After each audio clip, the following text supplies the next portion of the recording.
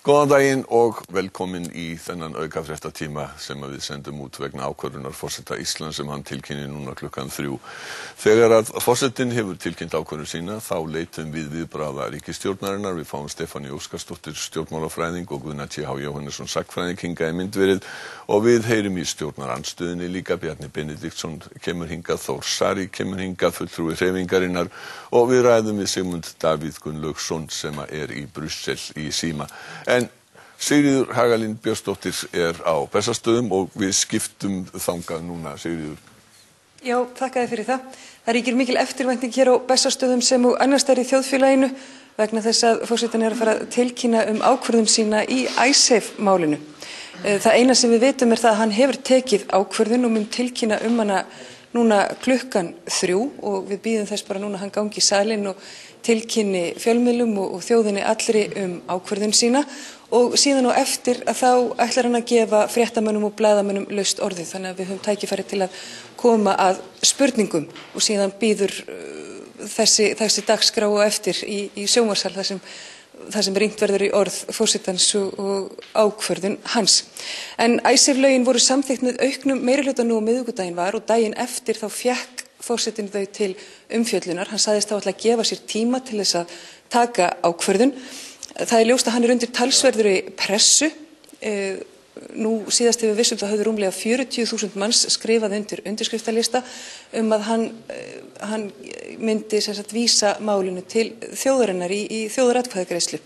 Síðast þegar hann tók þessa ákvörðun eða samskonar ákvörðun, það var fyrir rúmu ári síðan og þá voru það 56.000 manns sem skrifuðu undir undirskriftarlista, þannig að þetta eru svipaðar tölur. Það hafa komið upp spurningar áreiðanleika þessara undirskriftarsafnana en engu að síður ljóst að forsetinn undir talsverðri pressu. Ólafur Ragnar hafði nú síðast við vissum ekki boðað forsvarsmenn ríkisstjórnarinnar á sinn fund og það rétt eins og síðast, þá fékk ríkisstjórnin að frétta af ákvörðun hans í gegnum fjölmiðla eins og aðrir. Eftir því sem við best vitum þá ætlar ríkisstjórnin að koma saman í dag og fjalla ákvörðun forsetans. Við vissum ekki síðast því við vissum ekki hvar nákvæmlega ríkisstjórnin ætlaði að koma saman en við gerum ráð fyrir að heyra viðbrögð hennar hver sem ákvörðun forsetans verður. Nú Icesave-umræðan orðin langvinn og flókin, þetta í 3. sinn sem Ólafur Ragnar fær lög Icesave til staðfestingar, eins og flestir vita. Hann staðfesti fyrstu Icesave-lögin með fyrirvara í ágúst 2009 en þá tókust ekki Hollendingar og Bretar samþykktu ekki þá samninga. Þá setti Alþingi fyrirvara ákveðið þak á greiðslunum og þeir fyrirvarar hugnuðust ekki Bretum og Hollendingum. Í desember 2009 samþykkti Alþingi aftur lög Icesave með mjög naumum meirihluta. Ólafur neitaði að staðfesta þau 5. janúar í fyrra og vísaði í þjóðaratkvæðagreiðslu eins og frægt orðið og flestir muna eftir. Bretar og Hollendingar tóku ákvörðuninni mjög illa þann daginn og sögðu að ef íslenska þjóðin hafnaði lögunum þá þýddi það að hún vildi ekki taka þátt í alþjóðlega fjármálakerfinu. Og sama dag og forsetinn synjaði lögunum staðfestingar þá felldi lánsmatshæfisstofnunin Fitch lánsmat íslenska ríkisins og gerði það aftur erfiðara fyrir ríkissjóð og fyrirtæki í eigu ríkisins að taka lán. Þannig að þetta eru stórar ákvarðanir. Hér forseti Íslands að ganga í salinn og við kveðjum í bili.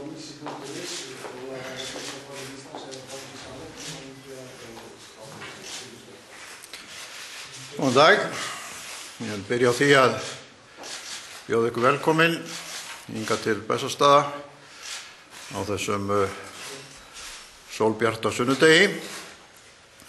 Ég mun lesa hér yfirlýsingu forseta Íslands og síðan svara spurningum ykkar þegar hún hefur verið lesin.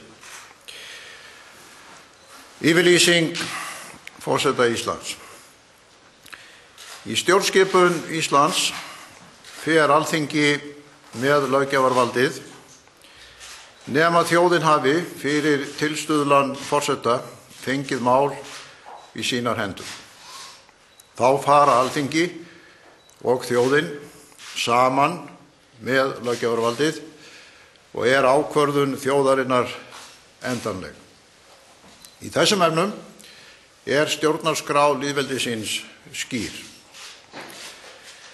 Með ákvörðun forseta 5. janúar 2010 og þjóðaratkvæðagreiðslunni sama ár varð þjóðin löggjafi í Icesave-málinu eins og það lá þá fyrir.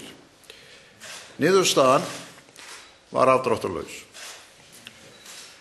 Í kjölfar löggjafarvalds ákvörðunar þjóðarinnar 7. mars 2010 var á ný samið málið. Þótt hinir nýju samningar feli í sér töluverða óvissu, eru þeir annarar gerðar en hinir fyrri, hagstæðari á margan hátt og fjárhagslegar skuldbindingar svo miklu minni að munurinn nemur risavöxnum upphæðum. Hin erlendu aðildarríki gangast einnig við ábyrgð. Ríflegur meirihluti þingmanna úr 3 stærstu flokkum Alþingis hefur nú samþykkt að hinir nýju samningar skuli fullgiltir.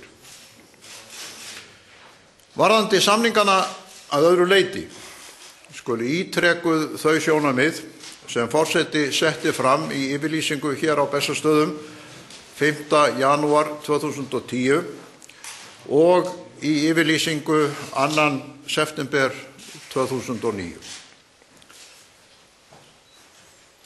Þegar meta skal hvort forseti staðfesti sem lög hið nýja frumvarp Icesave er grundvallaratriði að horfa til þess að Alþingi og þjóðin hafa saman farið með löggjafarvaldið í þessu máli.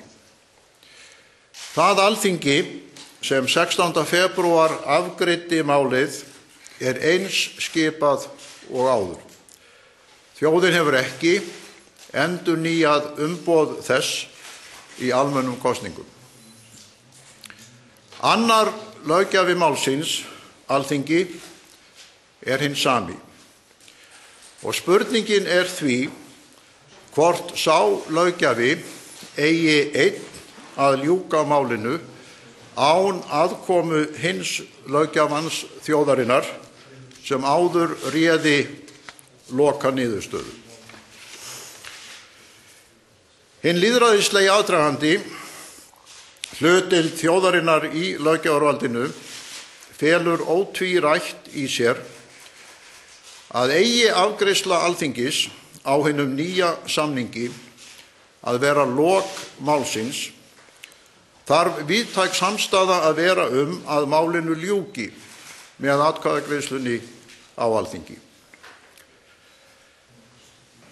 Það er nú hins vegar ljóst að slík samstaða er ekki fyrir hendi. Stuðningur er við að þjóðin verði eins og áður ásamt Alþingi löggjafinn í málinu. Í fyrsta lagi hlutu tillögur þjóðaratkvæðagreiðslu verulegt fylgi á Alþingi. Tæpur helmingur þingmanna úr 4 stjórnmálaflokkum greiddi þeim atkvæði. Í öðru lagi hafa rúmlega 40.000 kjósendur formlega óskað eftir að þjóðaratkvæðagreiðsla fari fram hið nýja frumvarp eða 15 kosningabæra manna. Í þriðja lagi benda skoðanakannanir til að meirihluti þjóðarinnar vilji að hún komi að endanlegri afgreiðslu málsins. Grundvallaratriðið sem hlýtur að ráða niðurstöðu forseta, hvað sem líður kostum hinna nýju samninga, er að þjóðin fór með löggjafarvald í Icesave-málinu og ekki hefur tekist að skapa víðtæka sátt að Alþingi ráði nú eitt niðurstöðu málsins. Ég hef því ákveðið í samræmi við 26. grein stjórnarskrárinnar að vísa hinu nýja frumvarpi í þjóðaratkvæðagreiðslu. Það er einlæg von mín að sem flestir landsmenn, bæði stuðningsmenn frumvarpsins og aðrir, nýti lýðræðislegan rétt sinn í þjóðaratkvæðagreiðslunni sem fara mun fram svo fljótt sem auðið er. Bessastöðum, 20. febrúar 2011, Ólafur Ragnar Grímsson. Þetta er svo yfirlýsing sem felur í sér mína niðurstöðu. Ég hef sent hana áður en þessi fundur hófst til formanna allra stjórnmálaflokkana á Alþingi, forsætisráðherra, fjármálaráðherra, formanns Sjálfstæðisflokksins, formanns Framsóknarflokksins og formanns þingflokks hreyfingarinnar, ásamt að senda hana einnig til forseta Alþingis. Hún er nú hér til reiðu fyrir ykkur fjölmiðlamenn, einnig í enskri þýðingu, og ég er, eins og ég sagði áðan, reiðubúinn að svara minnsta kosti einhverjum þeirra spurninga sem þið hafið fram að færa hér, þó að við höfum kannski ekki allan daginn til þess.